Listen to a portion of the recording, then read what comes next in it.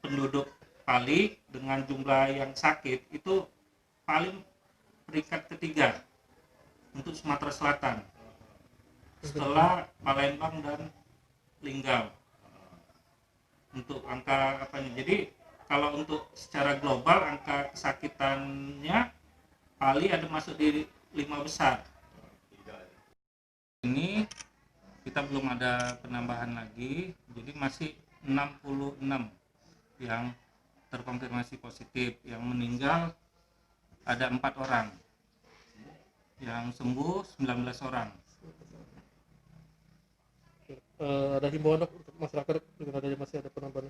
Ya, kalau untuk masyarakat, bahwa apapun ceritanya, kasus corona di Pali bukan isapan jempol, tetap jadi nyata adanya. Jadi untuk masyarakat tetap prinsipnya harus menjauhi tempat-tempat keramaian dan selalu